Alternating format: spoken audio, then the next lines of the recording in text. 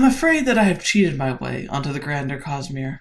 Many members of the World Hoppers and citizens of Silverlight must work long and hard to find themselves able to travel and survive in the spaces between worlds. Finding your way into the cognitive realm is relatively easy, but surviving in the realm, now that takes a little bit of luck and a lot of tenacity. However, I have found it easy to adapt, and even to thrive in this harsh environment. If I had traveled alone, I doubt I would have lasted a month. Cooperation and mutual gain are the means to civilization and long-term survival on the frontier. Dear Kassar is quick to point out that my talents in regards to persuasion and manipulation are more or less cheating, considering how I make people dance to my whims. Such are the effects of a properly wielded emotional allomancer. I remember when I first explained to Kassar the art of brass and zinc burning. On Scadrial, there are many accounts of the inner workings of the emotional allomancy, so I find it likely that you, dear reader, are already intimately familiar with these arts as a concept. The allomancer burns their metals and creates a field of influence that can easily be directed at a single person or in a general area. If the allomancer burns brass, they soothe and smother the emotions they desire. This acts like a suppressive blanket, dousing a runaway fire and bringing the atmosphere into a controlled and contained state.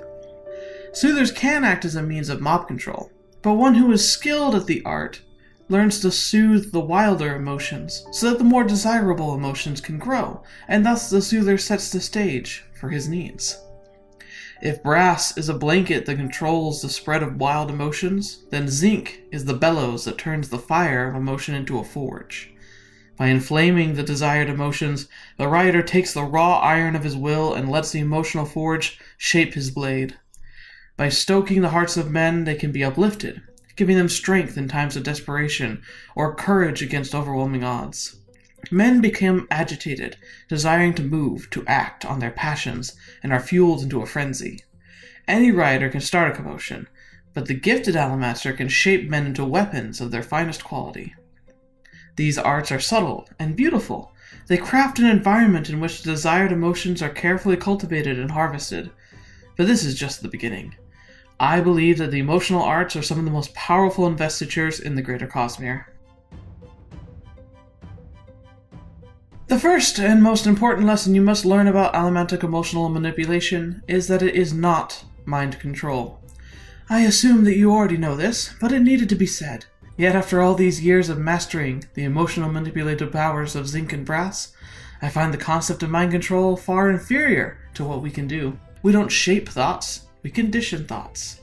To the common man, these may seem nearly interchangeable. Imagine that you are asked to perform a surgery on a wounded soldier.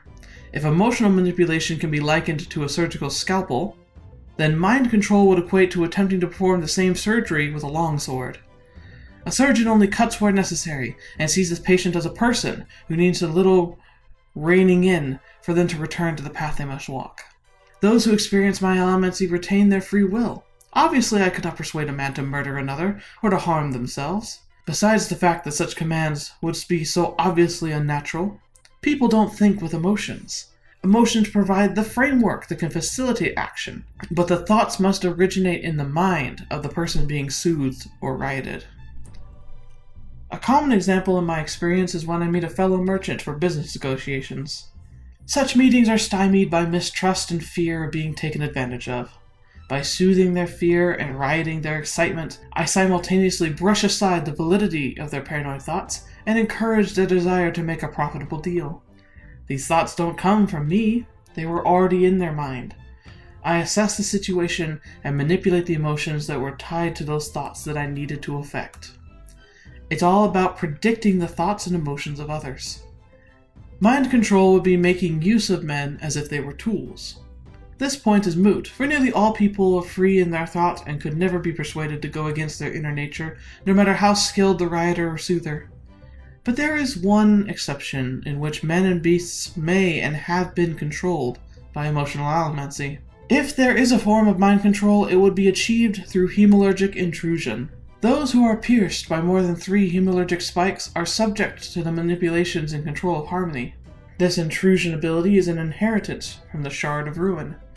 The more spikes that puncture the spirit web, the easier it is to override an individual's free will. In fact, it is possible that allomancers who can push hard enough could control such people. In a way, soothers and rioters can control minds, but only the minds of the damaged and the spiked. Yet, this might only be the start. Hemalurgic spikes are not the only way to damage and alter an individual's spirit web. They are just the most direct method that I know of. It has been documented that the mentally unstable are also susceptible to exterior manipulation. Perhaps an Allomancer that could burn brass hot enough could assume control of those with weakened spirit webs. Once again, this is a branch of study that has limited application and troubling implications. Most form of investitures are only realized in individuals who developed damaged spirit webs, such as the broken natures of the Knights Radiant and the snapping of ancient Scadrians. The abilities of rioters and soothers have been well documented and accounted for, but I wish to speak of the heightening potential of the Mistborn. In the world of Ash, Mistborn were called upon to act as assassins and spies. Their mobility and many layered power sets made them perfect instruments of death, especially when they possessed atium. The flaw of the system was how overlooked the emotional metals became in the training of the Mistborn. Why bother to manipulate the emotions of men when you were going to assassinate? I can see the reasoning behind this action, but I also know through experience that Mistborn were often shortchanged by this specialized training.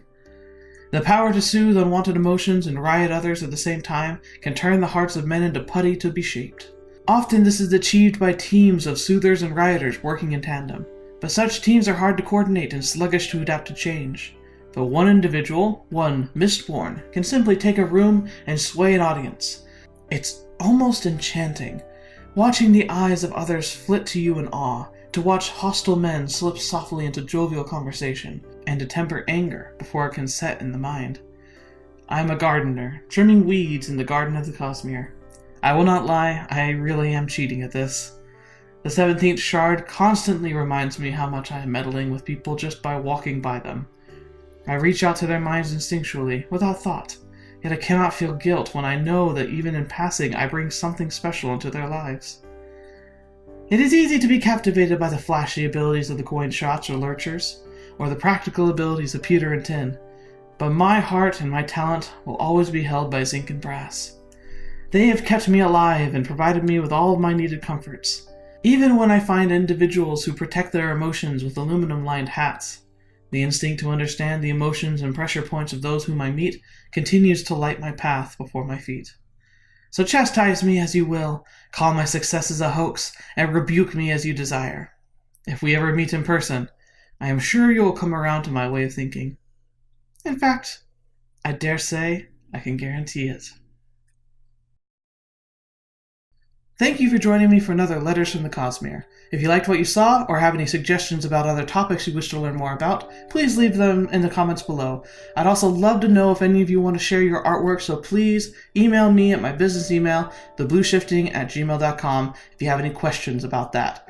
Thank you, and enjoy your next trip through the Cosmere.